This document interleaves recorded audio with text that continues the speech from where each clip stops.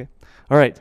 So I am so thrilled to be here to be introducing our PLDI keynote speaker today, Professor Aws Albarghouthi.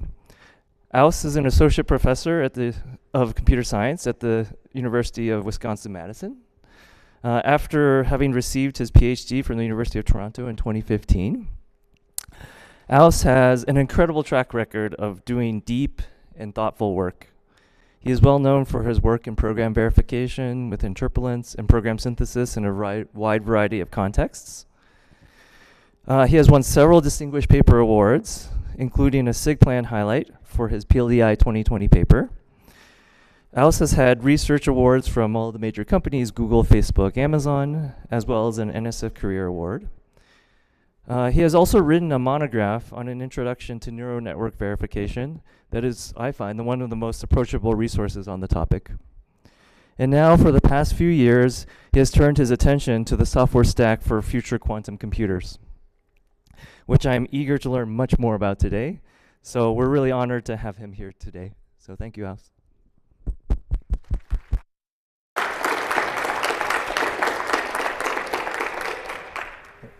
I'm very honored to be here, so thank you for the introduction, thank you for the invitation, and thank you all for coming.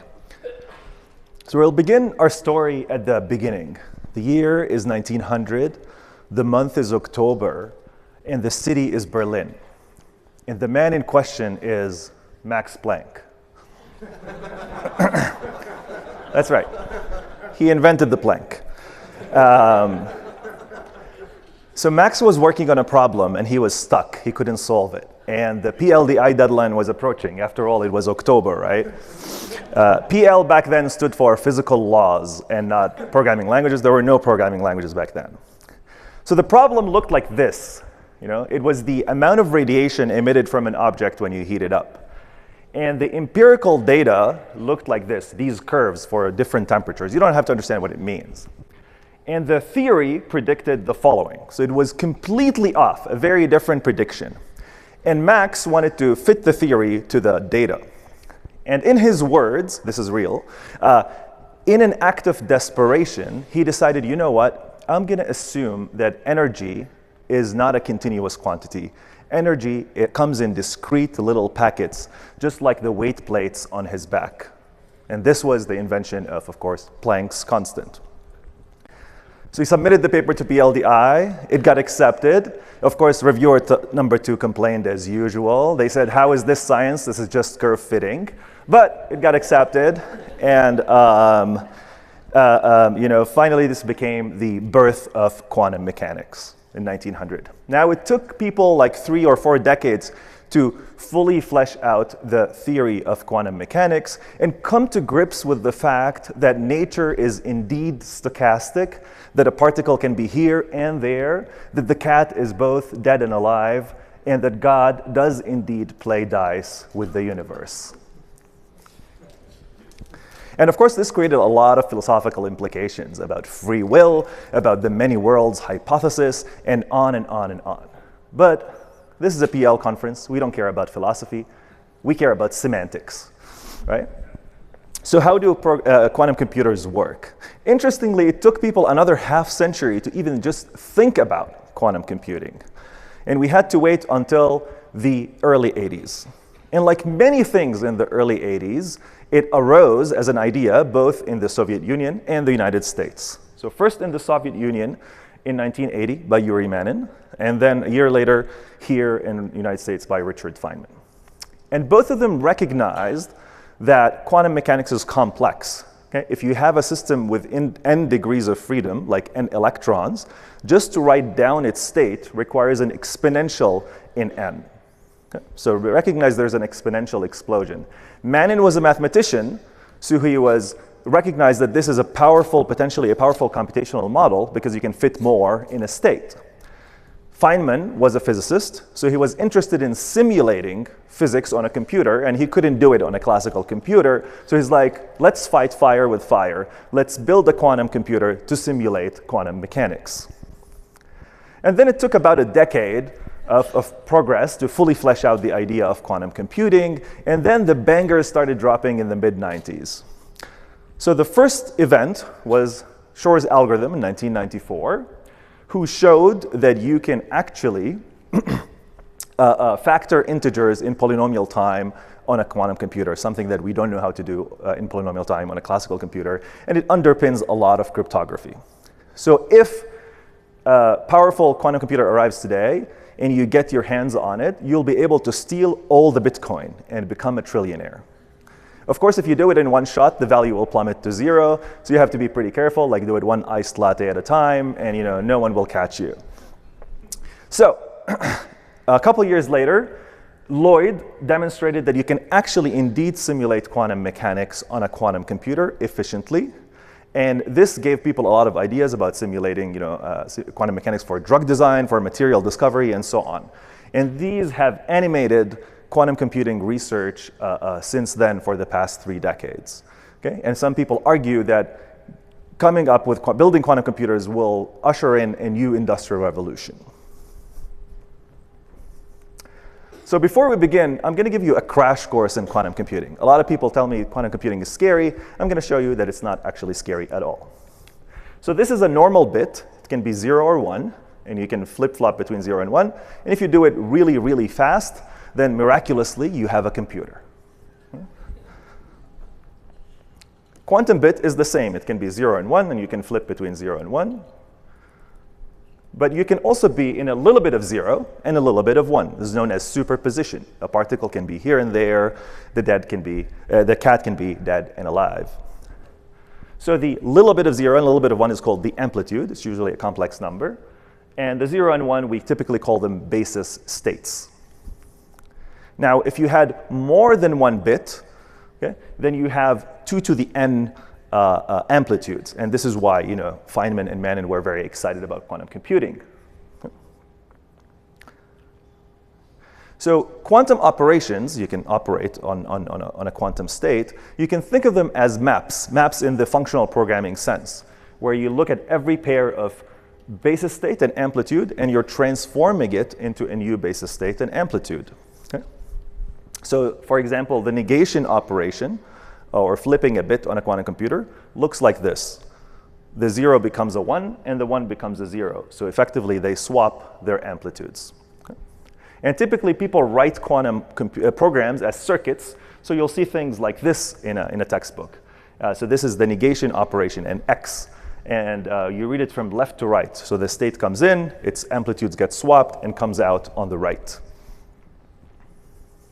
This is a Hadamard operation. You take an amplitude and you split it in half. So you get something like this. Right? The amplitude of 1 also gets split in half, but the amplitude of 1 is 0, and 0 divided by 2 is still 0, so nothing really happens. In a circuit, you see it like this as well, just the letter H. Now, you can do interesting things in quantum computers where you can actually multiply the amplitude by a number. So here I'm going to multiply the first amplitude by 1 and the second amplitude by -1. Okay? So you can have negative amplitudes. Generally speaking, you can multiply an amplitude by any complex number on the unit circle. Here I just chose 1 and -1 for simplicity so we can visualize it. And in fact, the power of quantum computing comes from the fact that you can multiply by any complex numbers, and you can generate things called the magic states using those. Okay? And typically, you define this complex number by the angle along the circle. All right. Finally, we need binary operations. The standard binary operation on a quantum computer is the CNOT. Think of it as an if statement. If the first bit is 1, then you flip the second bit. So in this example over here, for the first 2 basis states, the first bit is 0, so the if statement does not kick in. And on the 2 other amplitudes on the right, the first bit is 1, so the second bit flips, and therefore the amplitudes get swapped. And this is what causes entanglement in quantum mechanics. And typically, you see it in a circuit looking like this, where the first bit is the wire on top, and the second bit is the wire on the bottom. This plus sign is really an XOR, because you're really doing an XOR operation over here. Finally, measurement. Ideally, you should be able to ask, give me the amplitude of 0 or give me the amplitude of 1, just like you would read the contents of a memory address. Okay? But quantum mechanics does not let you do that. It lets you measure the state. So specifically, you look at the state like this, and you treat these amplitudes as if they are probabilities. If the amplitudes are negative, you just treat them as positive. Okay? So this is a probability distribution now, as far as we're concerned. And you're sampling from this uniform probability distribution. So if you measure this state, you're going to get 0 with probability half, 1 with probability half. Okay. So suppose, for the sake of illustration, that we measure and we get 0. Okay. Now, what happens next is that we condition on the observed value. So it's just a conditioning operation. So 0 remains intact, and the amplitude of 1 disappears. Okay. Standard conditioning operations, but physicists have a flair for the dramatic. So they say the state has collapsed. Okay. You can, of course, normalize the state such that everything sums up to 1, but it's not shown here because I'm not very good at Keynote. Okay. So this is measurement. Finally, you can put things together into circuits, everything that I showed you. This is a circuit with 3 operations. You perform an X on the first qubit, a Hadamard on the second qubit, and then there's this if statement between the 2 qubits. And you can write it down in assembly-like language like this as one instruction at a time. So these 4 or 5 slides are everything you need to know about quantum computing. If you locked yourself up in a room with these slides, no access to the internet, sufficient amounts of food, and patience, you'll be able to derive everything that we know today about quantum computing, more or less. Maybe you need a couple more facts, but that's it. All right.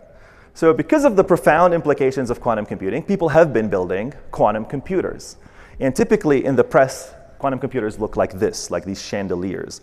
This is not a computer. This is a fridge. It's a very expensive fridge and a very good one. It takes temperature down to very close to absolute 0. And it's needed for certain kinds of quantum computers, typically built using superconducting qubits and superconducting circuits, which was the topic of this year's Nobel Prize winners in physics. This is another kind of quantum computer called a neutral atom quantum computer. It looks very different. Things are very cold, but they're very locally cold, and they're cooled using lasers.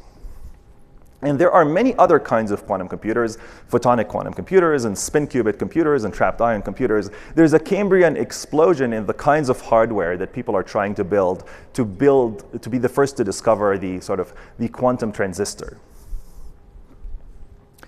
Now, when we think of the power of a quantum computer, typically the best number to describe it is how many qubits does it have.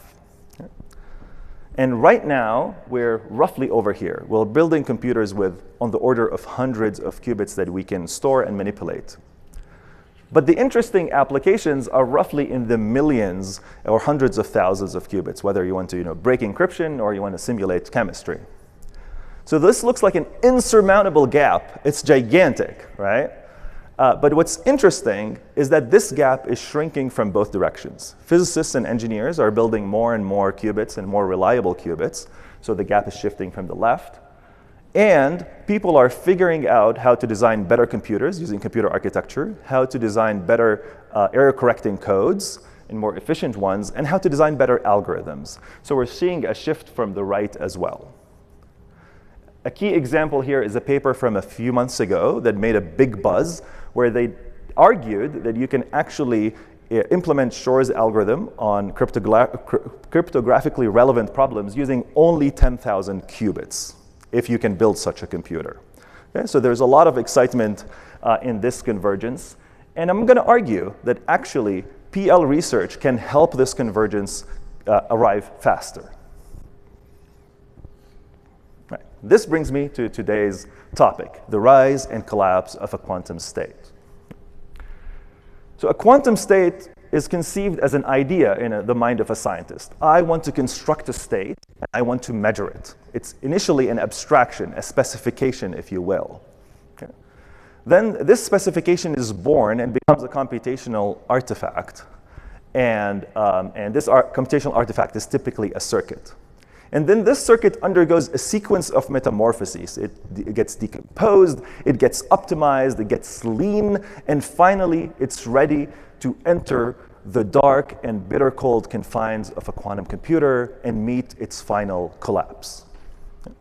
So we're going to walk through this story one chapter at a time, and I'm going to use work from my own group to illustrate how PL research can help in each of these chapters, as well as work from other folks in the community.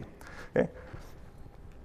And I'm going to describe a set of open problems that I think can allow the PL community to help accelerate the progress towards viable quantum computing. And I think the PL community can help in 3 different ways. One is abstraction. We're really good at lifting the level of abstraction and eliminating manual and tedious and repetitive and error-prone work, whether it's using PL design, program synthesis, strong compilers, etc. The second is optimization. We've been building optimizing compilers for decades. And I always tell students that if you remove optimizing compilers from the world, civilizations collapse. So in the quantum computing space, optimization is even more important because these computers are resource constrained, they're error prone, so your computation has to be as optimal as possible before it hits the physics and the lasers. And finally, verification. A quantum state takes a very long trip before it gets to a quantum device. And every step of the way, if you make a mistake, it's completely disastrous because ultimately we're using computers, quantum computers, to do things that we do not understand. So we don't even know what the right answer is or what it even looks like. Okay? So any mistake along the way is problematic, and we want to prove that everything we're doing is actually correct. So let's start at the beginning. Imagine a quantum chemist who wants to simulate some chemical, perhaps a chemical that looks like this. Maybe they're designing a new drug, and they want to understand what it's like if you ingest this drug, wait 10 more minutes. To do that, what they do is they build a model. Power. Power is back. You get it back. It's like this. What's that? It's there and not there. Superposition? All right. Hello, hello. Can you hear me in the back? Should I keep going? More power. More power.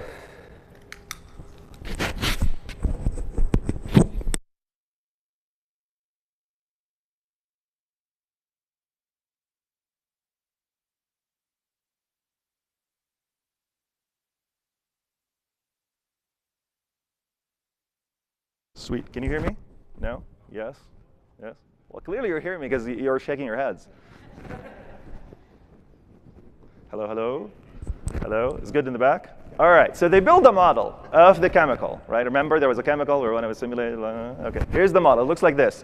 You don't have to understand what it means, but it has the letter T. T is time.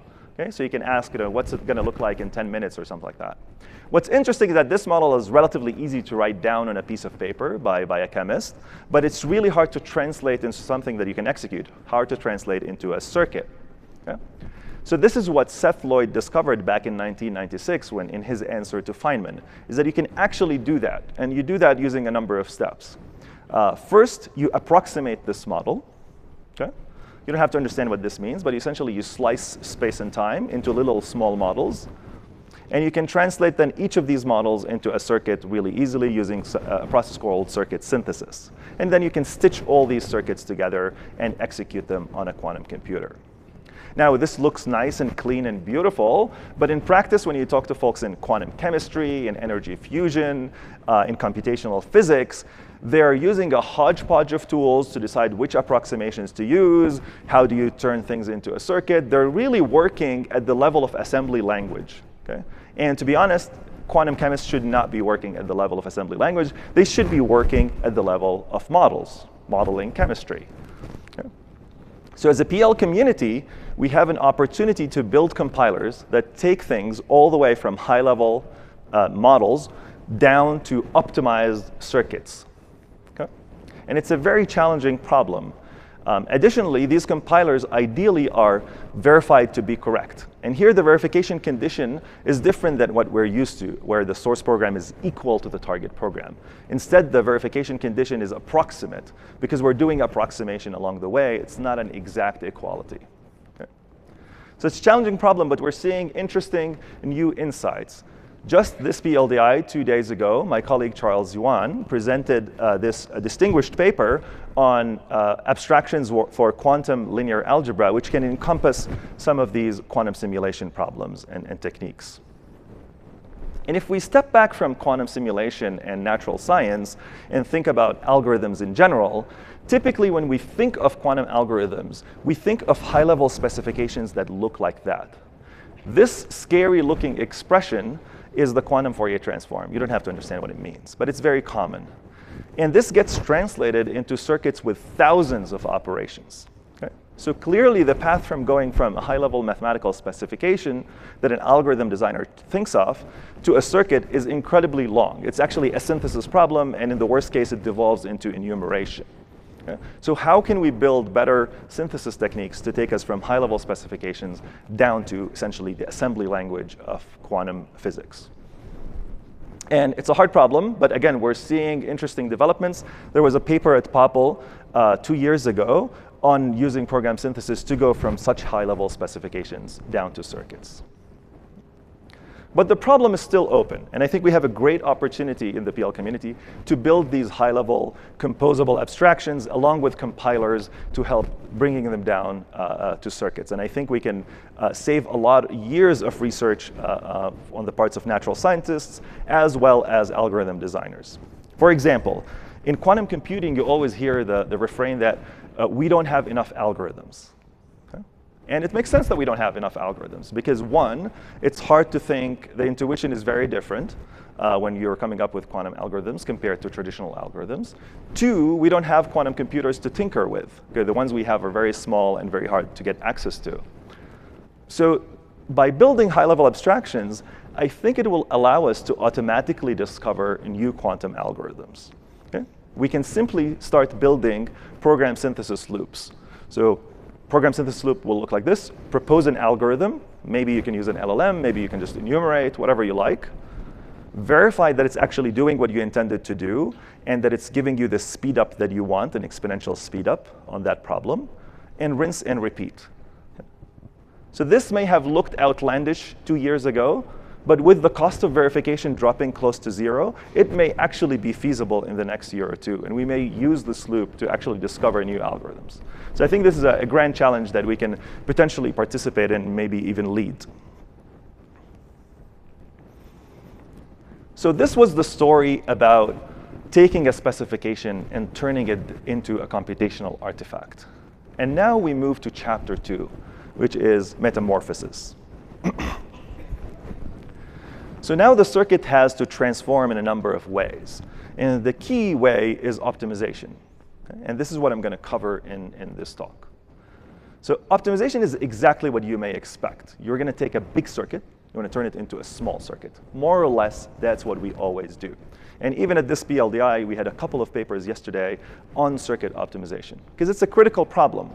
If you have an optimizer, you may be able to run a circuit today. Without it, you won't be able to run it until, say, 5 years from now. So this is a tangible way of advancing the boundaries of quantum computing.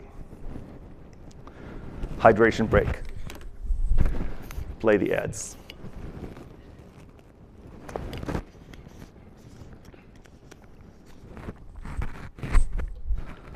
All right.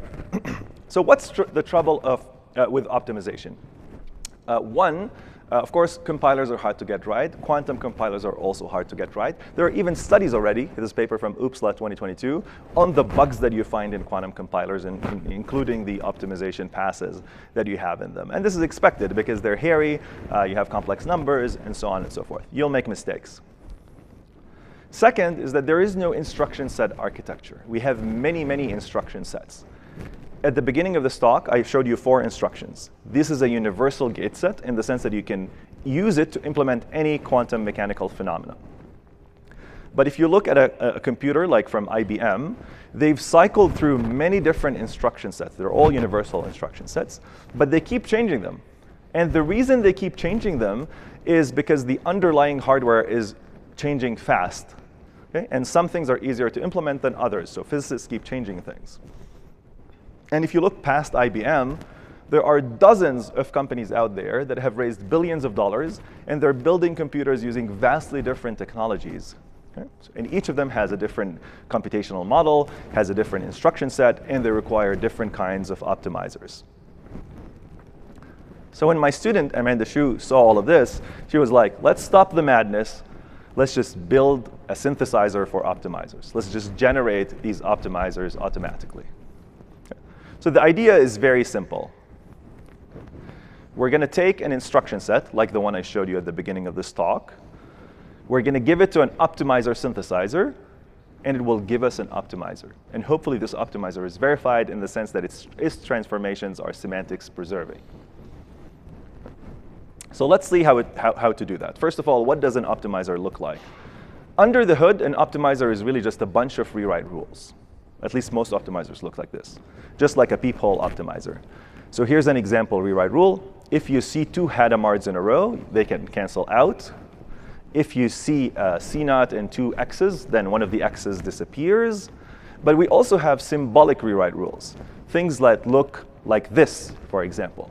If you have a rotation by angle θ1 and then θ2, you can sum them up and have a single rotation of θ1 plus θ2. Yeah? So you can think of this as a symbolic rewrite rule in the sense that it's an infinite family of rewrite rules for every possible instantiation of the angle.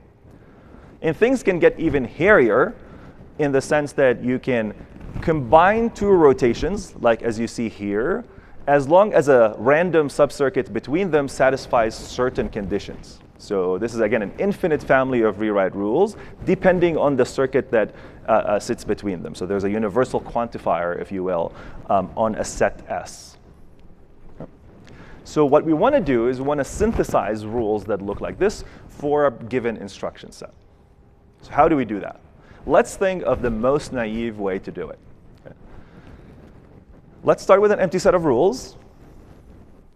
Let's enumerate a whole lot of circuits, potentially with unknowns in them. Let's say we enumerate billions of circuits up to some depth and width. Okay.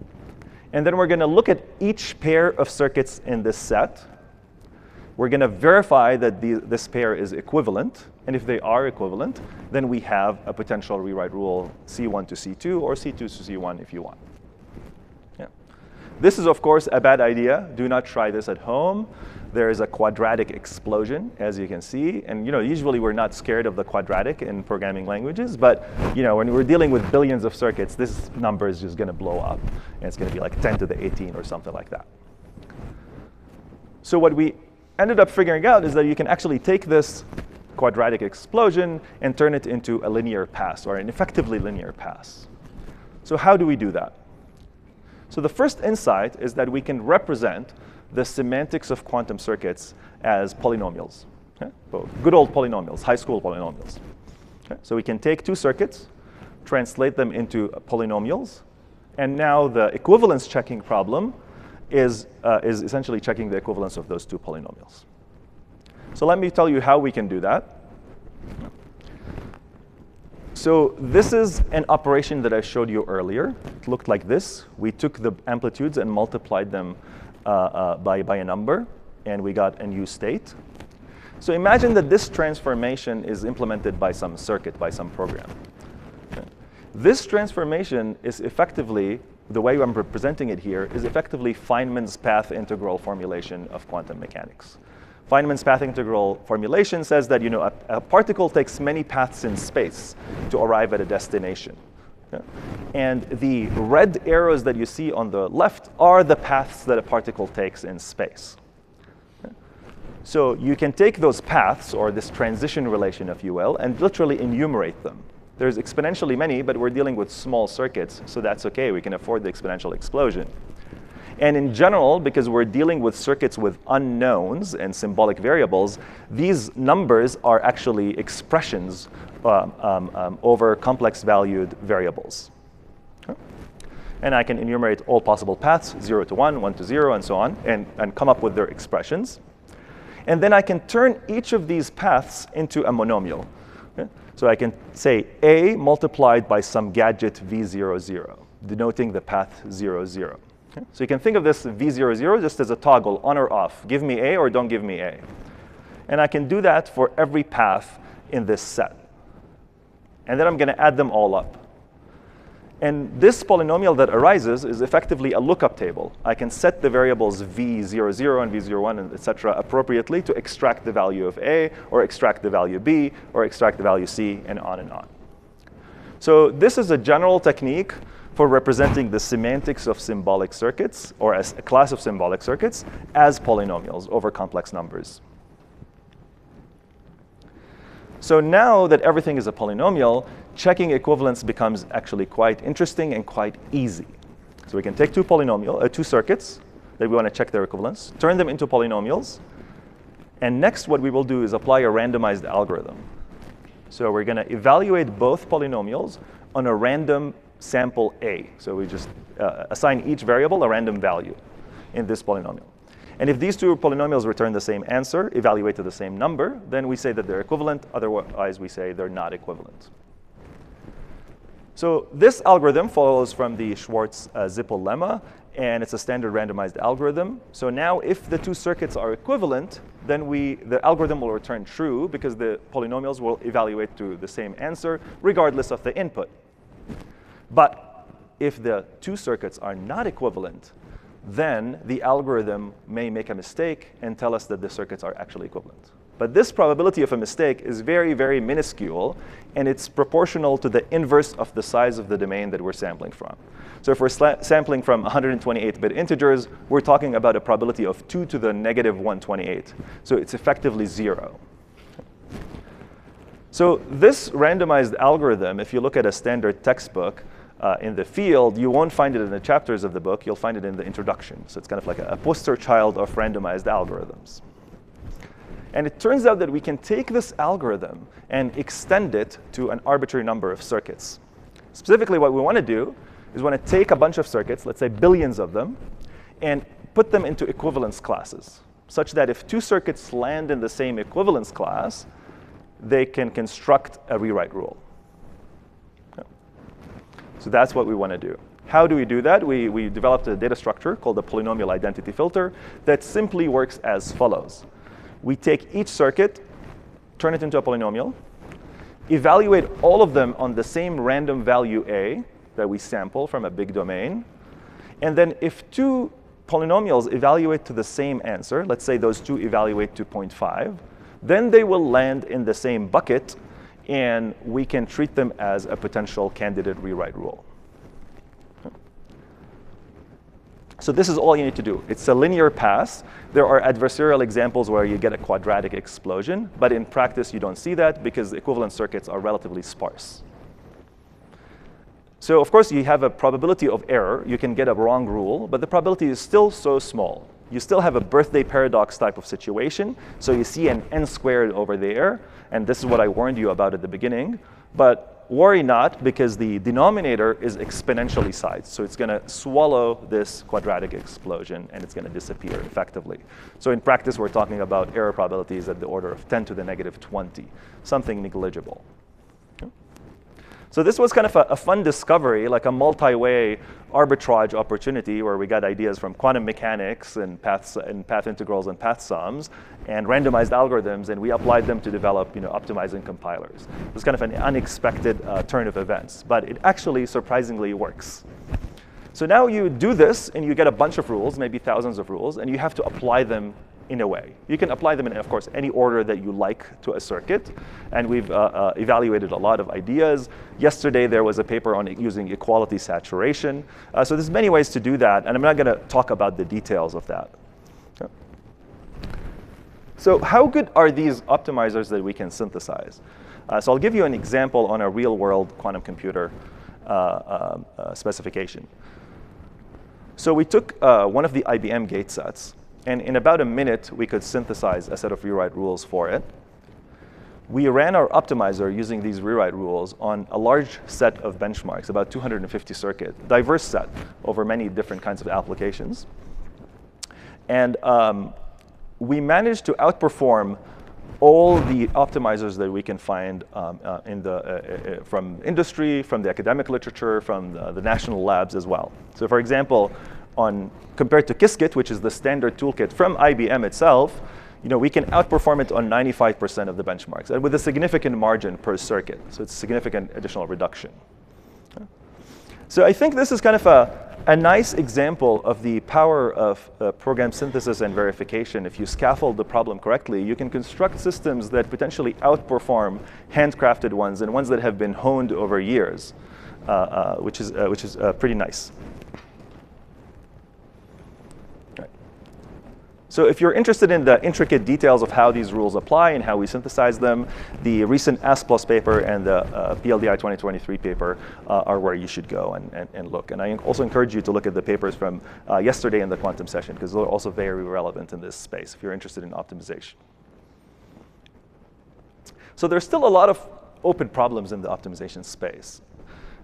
One of them is the fact that most optimizers are completely monolithic. They just take a complete big circuit and just optimize it. But these circuits are coming from individual components. There's adders and multipliers and quantum Fourier transform and so on. So the modularity is completely unheard of in quantum computing in some sense. So we really need intermediate representations and modular optimization techniques. Second, the current state of optimization is designed for kind of the first iteration of experimental quantum computers, very, very small. So they don't scale to millions of operations or billions of operations, which is what is expected of future algorithms like Shor's algorithm and chemistry simulation. So they simply don't scale. So there's lots of room for development of interesting linear time algorithms for scaling to very large circuits. And I think ideas from program analysis and compiler optimization can help a lot here. And finally, circuit optimization is typically working at the logical level. So they're completely unaware of the underlying device which we're targeting. And this brings me to the final chapter, collapse. So now we have an optimized circuit, and we want to run it on a quantum computer. This is known as the mapping and routing problem. You have heard of routing from FPGA routing and VLSI routing. Ultimately, it's a hard problem. So let me illustrate with an example. This is a superconducting quantum computer. It typically looks like this. The circles are the qubits. So this computer has 9 qubits. They're laid out in this grid. And these are connections between the qubits. And these connections dictate on which qubits you can perform binary operations. So between these 2 qubits, I can perform a binary operation, like a CNOT, because they're connected. But between these 2, I cannot, because they're not connected. There's no direct path between them, or direct edge between them, not a path. So this makes the job of the compiler complicated. And let me explain with a concrete example. So let's look at a smaller device with only 4 qubits. Okay. Here on the left, we have a circuit with 2 gates and 4 qubits. These 2 gates are completely parallel. Gate 0 is operating on Q0 and Q1, and gate 1 is operating on Q2 and Q3. Okay. So ideally, you should be able to run them in parallel. So the first thing that a compiler does is it maps the qubits in your circuit onto the device in the same way that you may do, say, register allocation. Okay. So let's say we put Q0 here, 1 here, 2 here, and 3 there. Okay. This is a pretty bad mapping because the red qubits are not connected and the gray qubits are not connected. So to recover from this bad mapping, what the compiler needs to do is to insert a swap operation. So the swap operation swaps 3 and 0. And now the gray qubits are next to each other. The red qubits are next to each other. And we can run the 2 gates in parallel. So the job of the compiler, therefore, is to find a mapping that minimizes the amount of swaps that it needs to insert throughout a very large circuit. So this is the compilation problem here.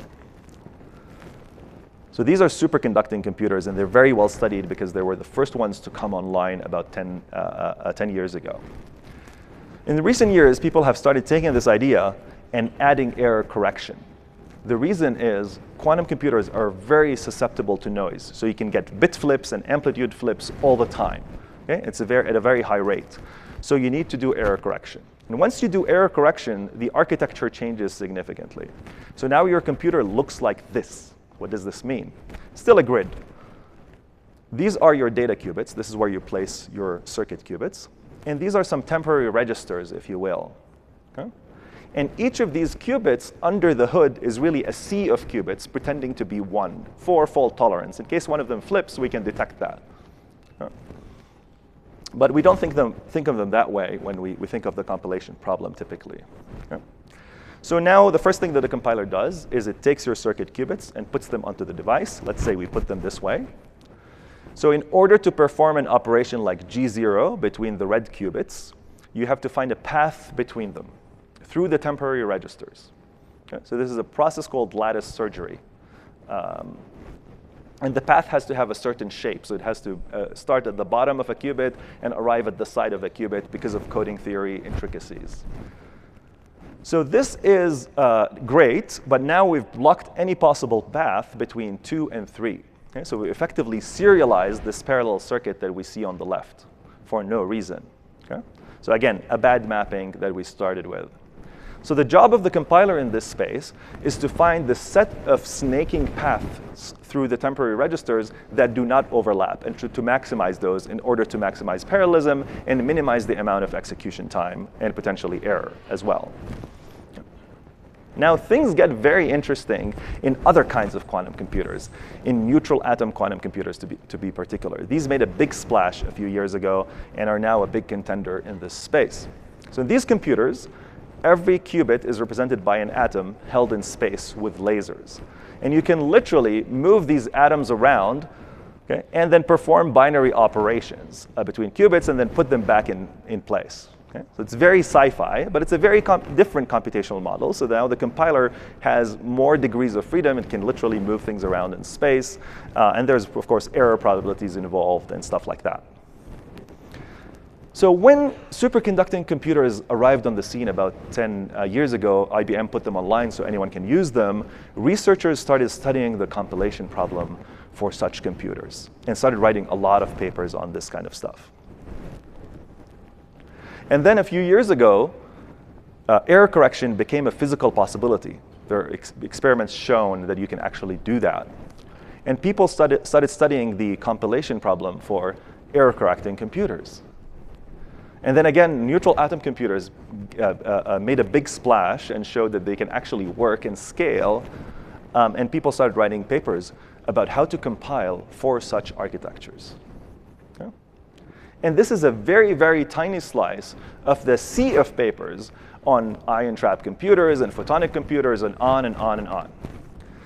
And look, I love writing papers. It's a lot of fun. Sometimes I do it, and sometimes my students do it. But you know what's more fun than writing papers? Not writing papers. It also saves the environment. So this has been the motivation of my student, Abtin Molavi. So Abtin looked at all kinds of papers out there. He talked to physicists across many fields and computer architects to understand what is going on. Okay? And what he discovered is that there's actually a very simple abstraction with which you can describe all of these problems. Okay?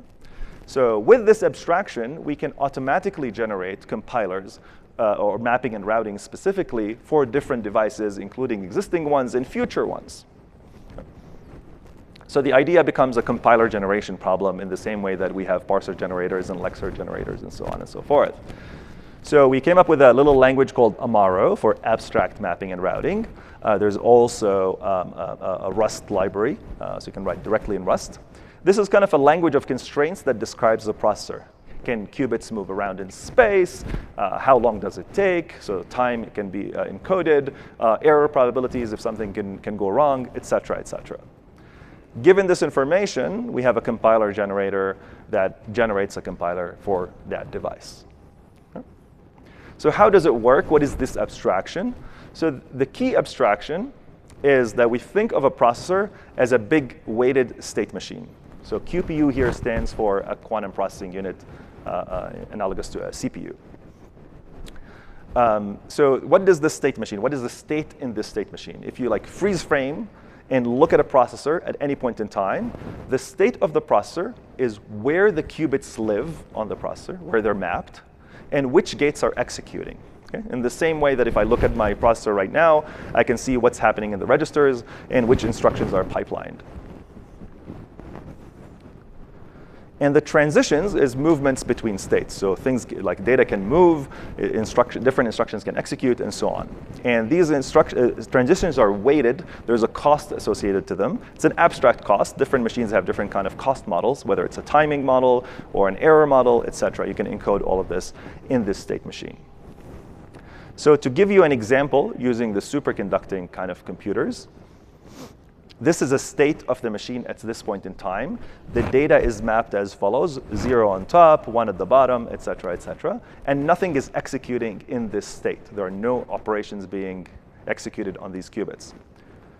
Now we can perform a swap 0 and 3, and pay some 1 unit cost. Here I just call it $1, but it could be really any kind of cost. And then in this next state, I can perform these operations G1 and G0, which is what we did in the previous slide. So this is a transition in this machine, and on and on and on. Of course, in practice, we don't write this state machine explicitly. We want to represent it implicitly. So this is now just an abstract model for us to think about the problem. So now the job of the compiler, abstractly speaking, is the following. Given a circuit, like the one on the left, and a state machine for the device at hand, you want to find a trace through the machine that is of minimum cost and executes all the instructions in this circuit. Okay. Of course, getting the minimal trace is usually very hard, so you try to optimize and get the best effort trace, typically. Okay. So for this circuit on the left, this is one possible trace. It's a suboptimal trace because I paid for a swap and I really didn't have to pay for the swap. But this is a trace that realizes all the instructions in this circuit nonetheless. So this abstraction works out for really any kind of processor that we could get our hands on in the literature. So to describe these state machines, we built a little DSL. You don't have to understand the stuff that you're going to see on this slide. It's really just 2 blobs of code describing this state machine. So the first blob, and this is using the superconducting example. The first blob here tells us which states are feasible. Like, in other words, which gates can you execute where. Okay, so you can think of it as defining the state space. And then the second blob tells us how do we transition between states. In this specific example, we can transition using swaps, and we pay some cost associated with this swap, $1 per swap. But you could also use probability costs if you want to simulate a failure probability of this operation, for example. So this is all you need, about 10 lines of code, and you can represent a problem that people have studied in dozens of papers. So semantically speaking, this Amaro program represents a state machine. And if you're given a circuit that you want to run on this device, you have a subset of the traces of this machine that can realize this circuit. And now the job of the compiler is to find the smallest possible trace, or as small as possible. So now the compiler generator is really just a solver that finds traces in a state machine, in the same way that a parser generator is just a solver that checks if a word is in the language. So how do we find such an optimal trace? Over the past few years, we've explored a number of algorithms, including optimal algorithms using SAT and max-SAT solvers, as well as stochastic algorithms that are approximate using program analysis type of techniques. And finally, it culminated in a POPL paper back in January, where we have this Amaro language as well as a generic solver that can solve any problem in this language. I'm not going to go through the details, but it's a stochastic solver under the hood.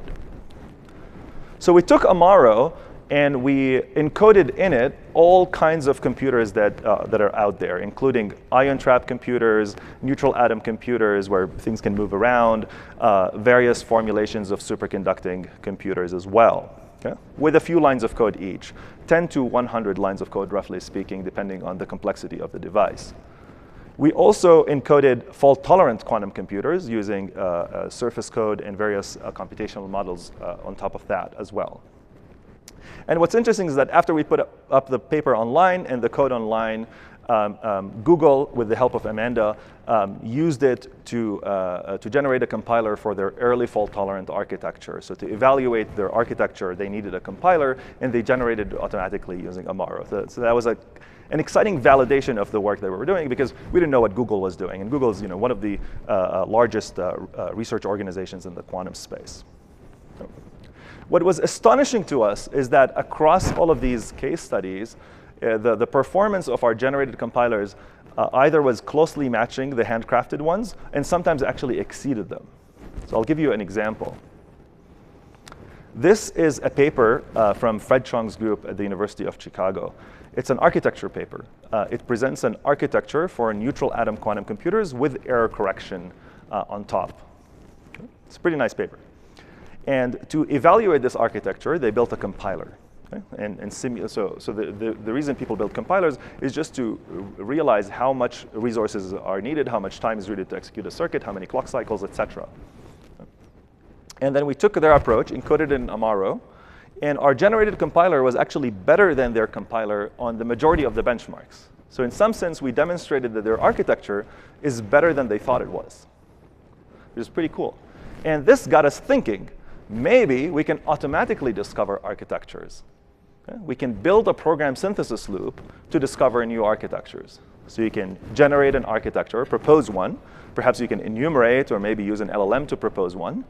You can generate a compiler using our approach and evaluate that architecture using that compiler on a set of applications that you're interested in, and rinse and repeat. Okay? So this is, again, I think at this point in time, it's a feasible reality. We can actually do such things and discover kind of interesting and unintuitive architectures that probably a human would not have thought of before. Another interesting open problem, in my view, is verified compilation at this very low physical level, specifically for fault-tolerant computers. In order to run things like Shor's algorithm and do chemistry simulation, almost everyone agrees that we need fault-tolerant computers. And error correction causes a lot of complexity when it comes to compilation. So let me explain. This is a binary operation, a CNOT, a very, very primitive operation. You can't go like simpler than this. When I described how it runs on a fault-tolerant computer, I showed you this abstract picture. It's a nice, beautiful orange path going to 0. It's actually orange in the slides, by the way, so I'm not colorblind. So, yeah. But under the hood, remember that each of these qubits is really a sea of qubits under the hood, masquerading as one. So this single binary operation ends up being thousands of physical operations, right? Thousands. It's pretty crazy. So how can we prove that whatever we have on the left, this single lowly CNOT, is equivalent to these thousands of operations? Yeah? And even if we know that these protocols are correct, and a lot of people believe that they are correct, and they've simulated them and so on, having a verified scaffold allows us to aggressively optimize the underlying physical operations without fearing that we've lost correctness. So I think this is an exciting avenue for PL research. And we're starting to look at stuff in this space. My student Stavan Jain started the quantum error correction in Lean project, and he's formalizing quantum error corrections from the ground up with the hope of building a fully verified compiler going from the left over here down to physical operations.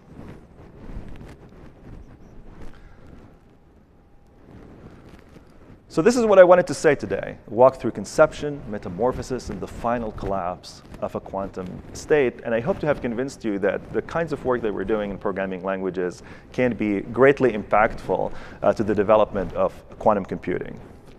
So this is the Cool Quantum Compilers project. It's a joint project with computer architect, Professor Swamit Tanu, and it's completely funded by the National Science Foundation. So we thank them for their support, and I thank you for your time. That's it.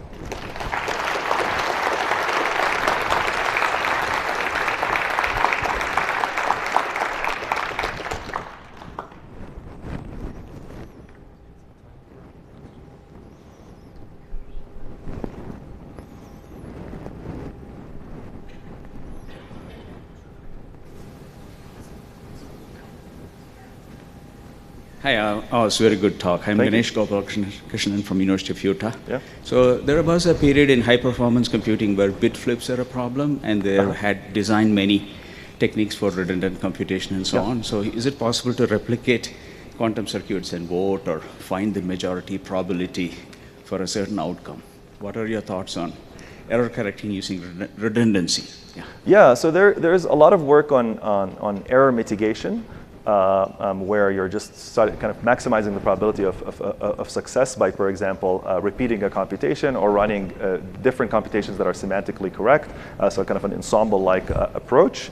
The understanding in the field is that it will not scale to the kinds of computations that we expect in the future with millions of operations. Eventually, the error probabilities catch up and overwhelm the problem. So everyone kind of moved to this more fault tolerance approach that is provably scalable in the sense you can add the number of qubits and reduce the probability exponentially. Hi, yeah, thanks a lot for a very nice talk, especially for those of us who know nothing about quantum, right? So very helpful. But okay, so you mentioned the idea of having conditional rewrites. Right. In other words, having rules that you could apply that might depend on, I suppose, some invariant about the state, right, that you need to know. And you talked about this technique of finding equivalent circuits, right, that you could use as rewrite rules. Is there a way to synthesize rules that are conditional rather than unconditional? Yeah. So some of the rules I kind of abstracted things a little bit for the purpose of the talk, but some of the rules that we generate are conditional in the sense that they look at this inner state, inner subcircuit, and look at its semantics and abstract its semantics and say if it does X, Y, or Z, then you can apply the rule. Otherwise, you cannot. So they are conditional in that sense. They're doing a very local program analysis, if you will, as opposed to a global program analysis. With a global program analysis, you can do more aggressive rewriting, but at least for the purposes of this work, it was a local analysis. Right. Okay, thanks. Hi, really nice talk. Thank you. This might be related to the previous question, but I think you acknowledged in a previous slide that the swap that you inserted was technically suboptimal. You could have just like remapped the qubits from that start in that particular circuit. Do you have anything that like addresses that? Yeah, so under the hood, the solver that's trying to do the compilation usually goes through multiple maps. So if you're doing, for example, if you're using an optimal approach using SAT solvers, in principle, the SAT solver is searching the entire space of all possible combinations of maps. If you're using a stochastic solver, it's going to randomly generate a bunch of maps and takes the best. When you say maps, do you mean like initial maps? Initial maps, that's right. Yeah, yeah. So does that answer your question? Yes. Cool. Yeah. Thank you. Yeah. Hi, great talk. Thank you. You said relatively at the beginning that when you do equivalence for physical components, it's not exactly equivalence like we think about it. It's a more fuzzy or physical or whatever notion. I was wondering if you could say a bit more about that. Yeah, so the issue, I guess maybe we can walk to the beginning. I can't find a slide at this point, but I'm going to guess. Maybe it's slide 18. Now, let's see.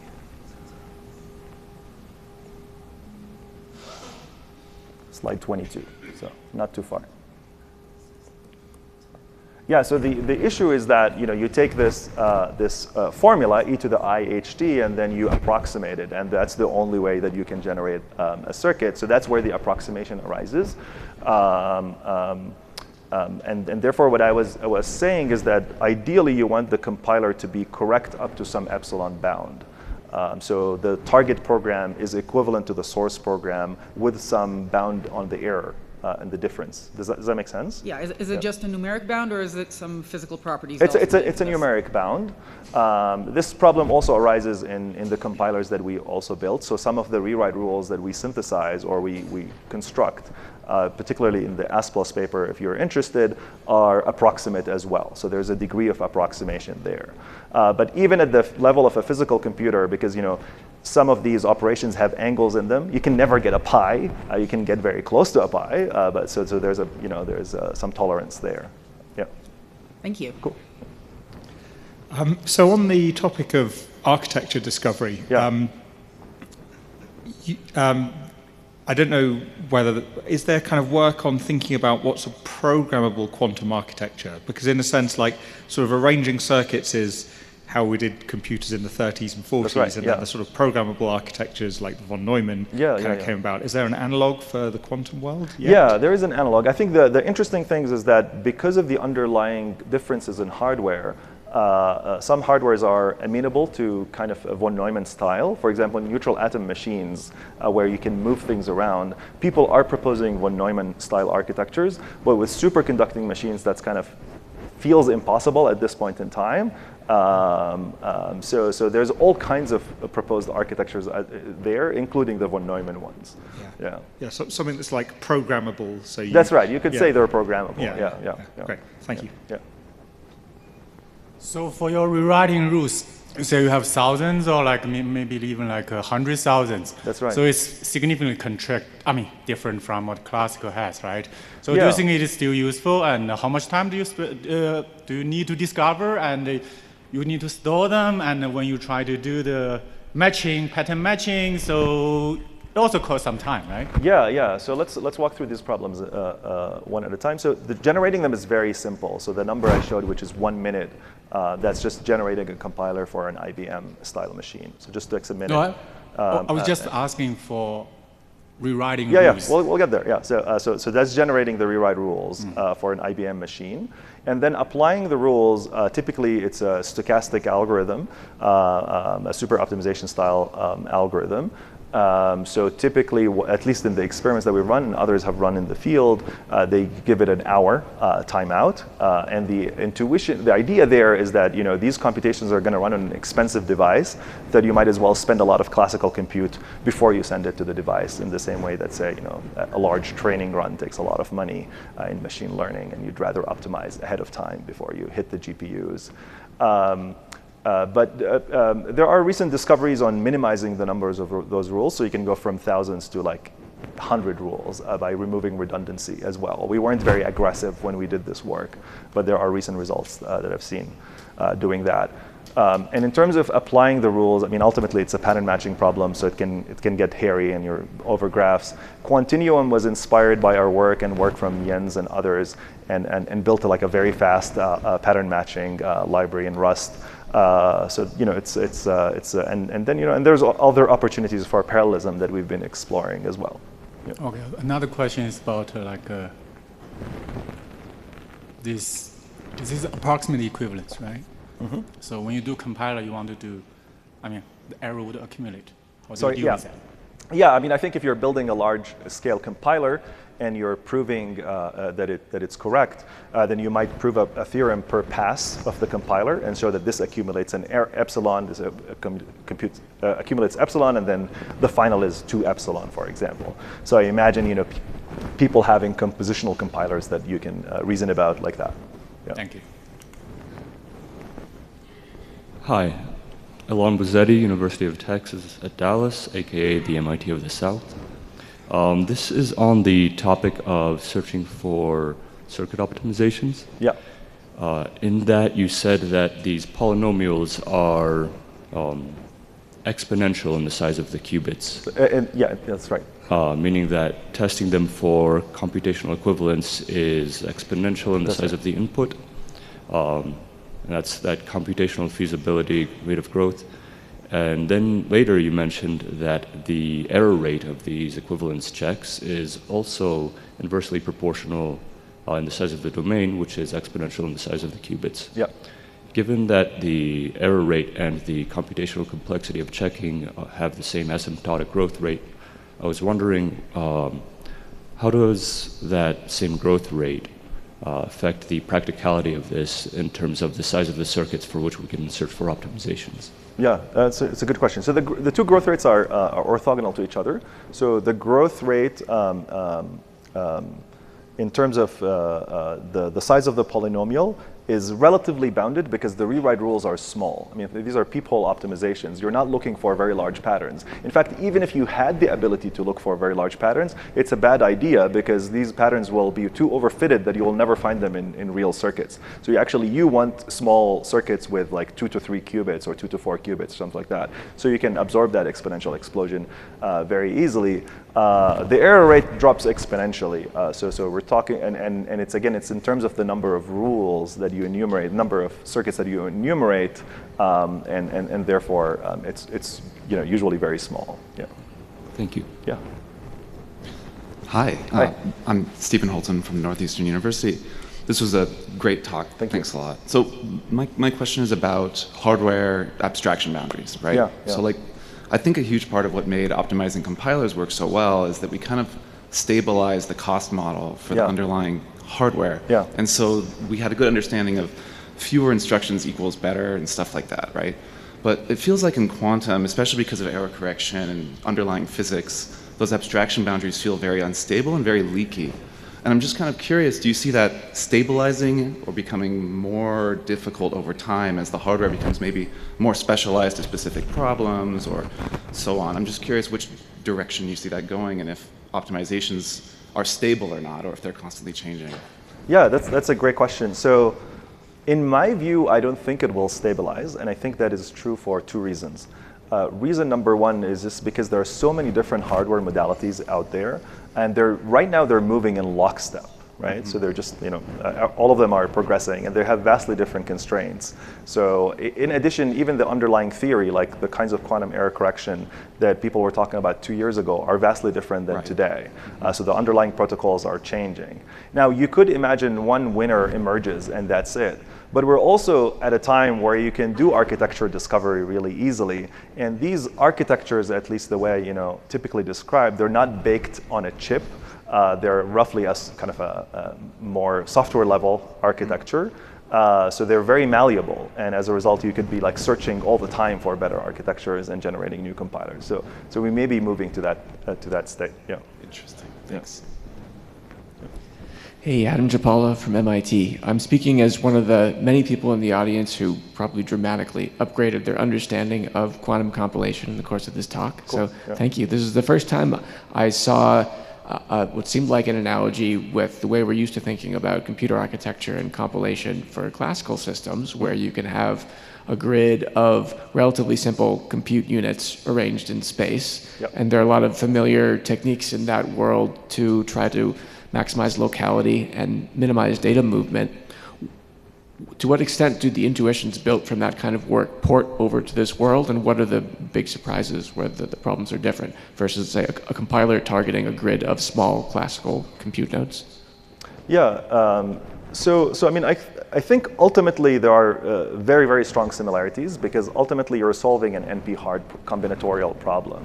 I think the big differences are in the perhaps fast-changing error model, going back to Stephen's question. And like in some cases you care about error probabilities and modeling these errors, but in classical computing typically you don't think of errors and error correction and accumulating errors over the course of a computation.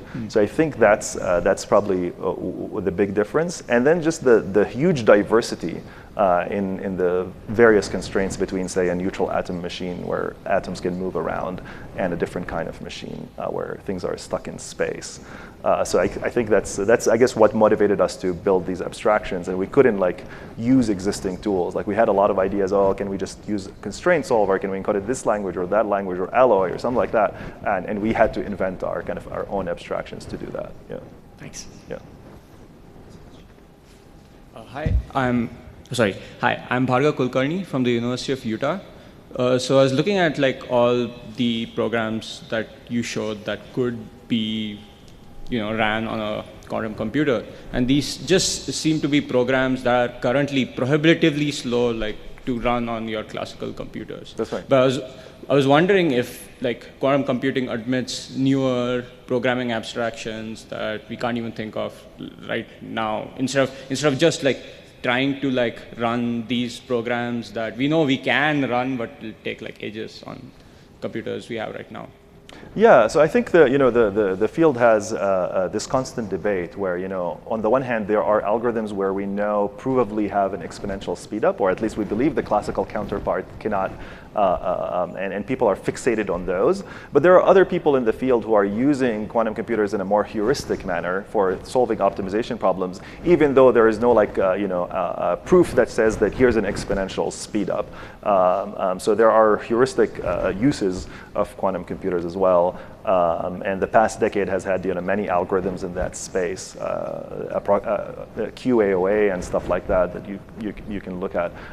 It seems to me right now, looking from the outside at that kind of sub-community, is that they have not had major successes in terms of applications. But you could imagine once these bigger computers start getting built that we can see a significant departure from the performance of classical computers for various optimization algorithms.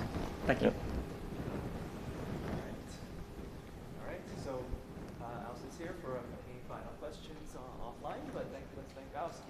Thank you.